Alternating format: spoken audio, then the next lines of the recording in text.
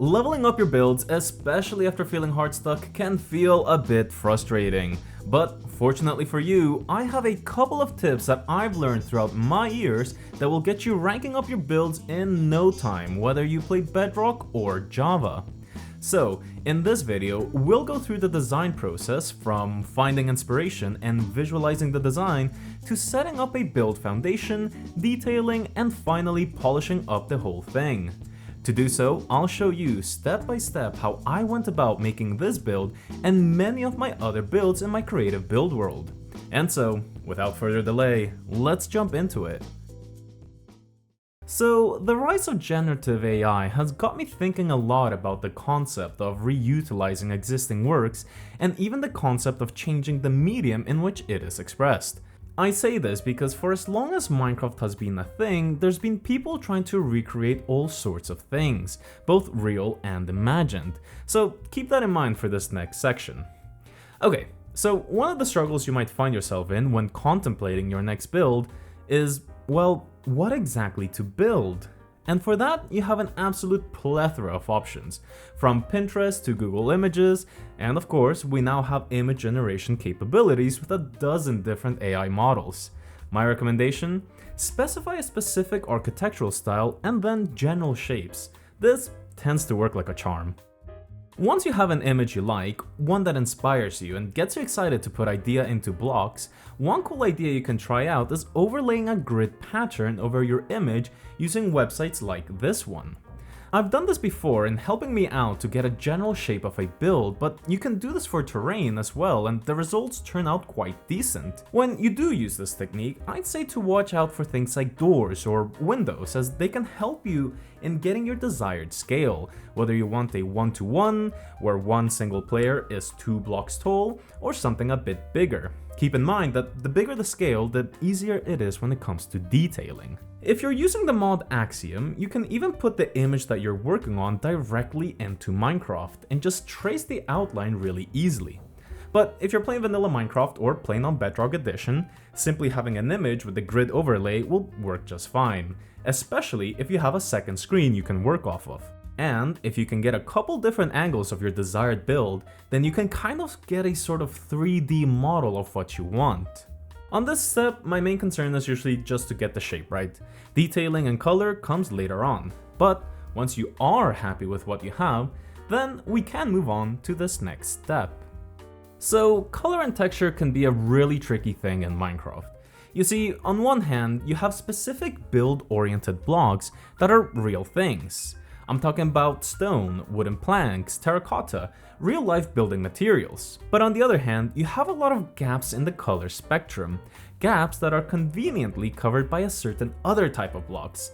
Think things like barrel or wool, netherwort, or anything else. Building blocks that you wouldn't classify as build-related blocks in the real world. I want to show you a small example of what I mean. So I'm at this gas station I built a while back, and I want to show you the floor or road of this build.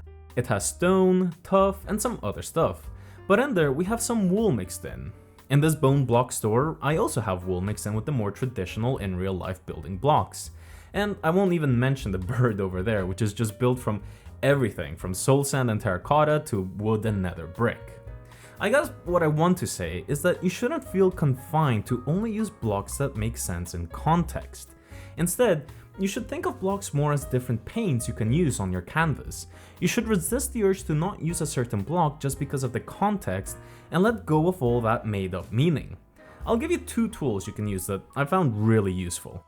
The first of these tools is this really nifty website that takes an image, say your reference image that you're basing your build on, and then transforms it into this pixelated image where the colors are Minecraft blocks. Now, I'm using this website here, but there are a couple different websites that do the exact same thing. Either way, what you really want is the ability to form a color palette straight from your reference image, instead of having to make one up out of thin air.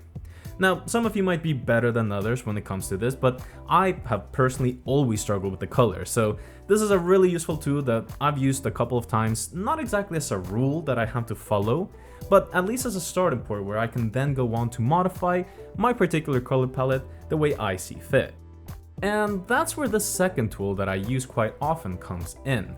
So Axiom Mod allows you to generate this really cool thing by going into the editor UI, and under operations you can generate this color field. Now, I know that if you play Bedrock or vanilla Minecraft, you don't have access to this, but you can take a screenshot or look it up on the internet. I think it can be a really useful trick. And it's quite simple to use.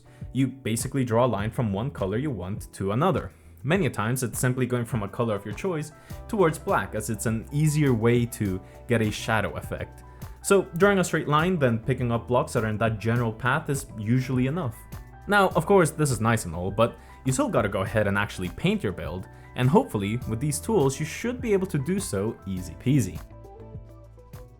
Okay, so for this next part, I want to talk about detail, which can arguably be one of the most important aspects of a build. But what determines your ability to integrate detail into your build is the scale you're working at. If you work at a very big scale, you're able to do things that you simply wouldn't be able to do at a smaller scale. At our scale, which I've sort of tried to go for a relative 1-to-1, we definitely have limitations, but we're still able to do some really cool stuff when it comes to detail. Detail that I tend to classify in one of two manners: small scale shape and small scale color. I'll show you some examples. So first I want to show you some of these vehicles I've worked on for a type of futuristic or think cyberpunk project. The scale is again at the level of the Minecraft player, so there are plenty of constraints to spur creativity. And we can see how I use certain blocks like fence gates, grindstone, levers and such to give the basic outline of our build something more interesting, something for our eyes to feast on. And it doesn't just stop at these more interesting shapes of all these different blocks, but also their color. We see that overlaid the plain white of the polished diorite, we also have the brown of the ladders and trapdoors, the red of the redstone torches and the comparators, and we also have the gray of the levers and chains, and all of the other plethora of blocks that we have access to. And it's not just this truck and its variations, but also this mecha I built, where you can see again that it follows a similar theme of blocks with a similar color palette for the whole cyberpunk/futuristic aesthetic I was trying to go for. This of course doesn't need to be the case all the time. In fact, when it comes to Minecraft, which is mostly in the medieval plus era, your color palette and block choice will vary. This set of casino related builds is a great example. You can see how I used buttons that look like cards or amethyst butts for poker chips. You can use shapes in Minecraft devoid of their meaning that look like things from real life. It again goes back to that sort of mentality that most great builders have, where blocks are simply a color palette. And in this case, well, shapes too. So there we go, 3 different tools and ways to challenge the way you look at the game that hopefully gives you insights into ways that you can level up your personal builds. I've been Tankfro, and thank you very much for watching.